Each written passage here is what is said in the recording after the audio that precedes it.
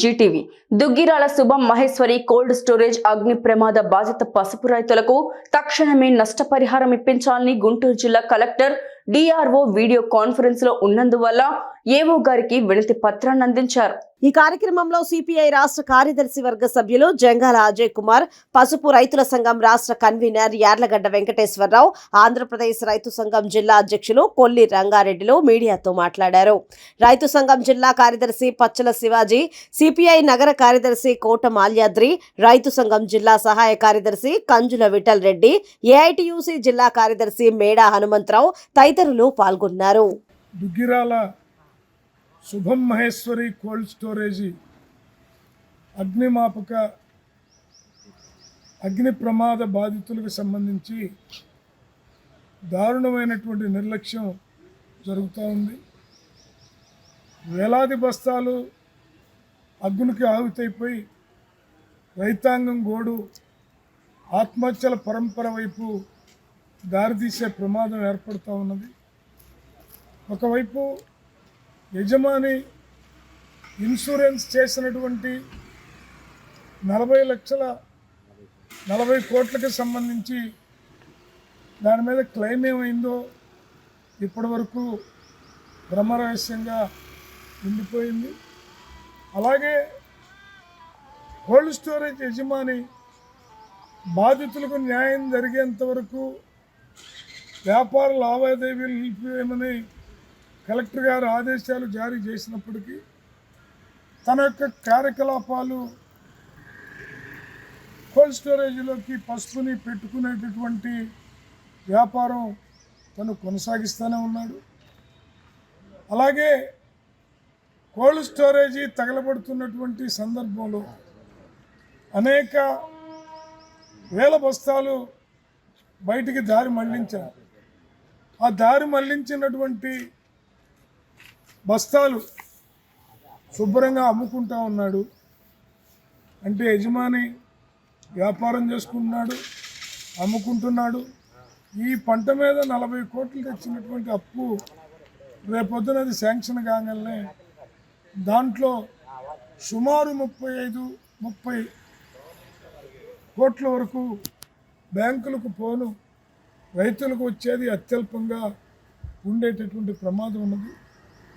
అందువల్ల ఎన్నికల కోడ్ అని అదని ఇదని, మరి ఎన్నికల కోడ్ అయితే కలెక్టర్ గారి ఆదేశాలని బేఖాతరు చేసి ఆయన ఎట్లా కోల్డ్ స్టోరేజ్లోకి సరుకుని తెప్పించుకుంటున్నాడు, వ్యాపారం ఎట్లా చేస్తున్నాడు.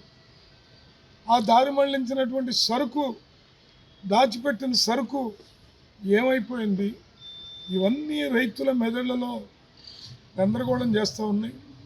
కాబట్టి తక్షణమే ఆ పక్కకి తప్పించినటువంటి పసుపు సంగతి తేల్చాలి. ఇమీడియట్గా శుభం కోల్డ్ స్టోరేజీ రైతులకి న్యాయం చేయాలి. ఇన్సూరెన్సు టెక్నికల్గా వచ్చేటటువంటి సమస్యలను అధిగమించి రైతులకు కనుక న్యాయం చేయకపోతే ఎలక్షన్ కోడ్ ఉన్నప్పటికీ రైతుల ఆక్రోశం కట్టలు తెచ్చుకుంటుందని ఈ సందర్భంగా సమస్యలతో సతమతం అయ్యేవాడికి, ఆకలితో అలమటించేవాడికి ఎన్నికల కోడ్ ఉందని వాడి ఆకలి ఆగదు, వాడి సమస్యలు ఆగవు. అందువలన రైతులు రక్షించబడాలంటే సత్వర న్యాయం చేయండి, లేకపోతే రైతులు తీవ్రమైనటువంటి పద్ధతుల్లో ఆందోళనకు దిగుతారని హెచ్చరిస్తాం. 19వ తేదీన దుగ్గిరాల శుభం మహేశ్వరి కోల్డ్ స్టోరేజీ అగ్ని ప్రమాదానికి గురయ్యి దాదాపు 500 మంది రైతులు దాచిపెట్టుకున్నటువంటి పసుపు 1,15,000 బస్తాలు అగ్నికి ఆహుతైంది. ఇప్పటికే 2 నెలలు దాటింది. ఇప్పటి వరకు కూడా ప్రభుత్వం నుంచి ఎటువంటి స్పందన కానీ ఎటువంటి వివరణ కానీ రైతులకి ఇచ్చిన పాపాలు పోలేదు.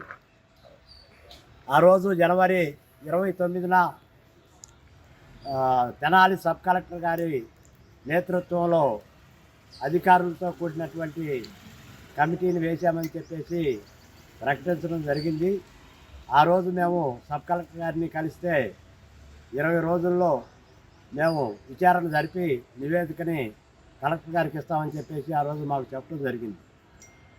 ఆ 20 రోజులు అన్నది ఇప్పటికి 60 రోజులు అయిపోయింది. ఇప్పటి వరకు కూడా ఆ నివేదిక మరి పూర్తి చేసింది తెలియదు, కలెక్టర్ గారికి ఇచ్చింది తెలియదు. ఇప్పటి వరకు దాని గురించి ఎటువంటి సమాచారం కూడా బయటికి రావట్లేదు. కలెక్టర్ గారిని అడిగితేనేమో నివేదిక రావాలి, నివేదిక వచ్చినాక దీని మీద ఏదైనా చర్య తీసుకోవడానికి మాకు అవకాశం ఉంటుందని చెప్పేసి కలెక్టర్ గారు చెప్తా ఉన్నారు. కాబట్టి ఇప్పుడు వరకు చేసిన కాలయాపన రైతులు తీవ్ర ఆవేదనకి గురవుతూ ఉన్నారు. ఇప్పుడు ఎన్నికల కోడ్ వచ్చిందని చెప్పేసి ఈ తప్పించుకునే పనులు చేస్తూ ఉన్నారు. కాబట్టి ఇవన్నీ కూడా రైతుల విషయంలో ఎన్నికల కోడ్ వీటన్నిటిని కూడా పక్కన పెట్టి తక్షణమే ఆ నివేదికను బయటపెట్టి వారికి నష్టపరిహారం చెల్లించాలని చెప్పేసి ఈరోజు కలెక్టర్ గారికి మెమోరాను ఇవ్వటం జరిగింది.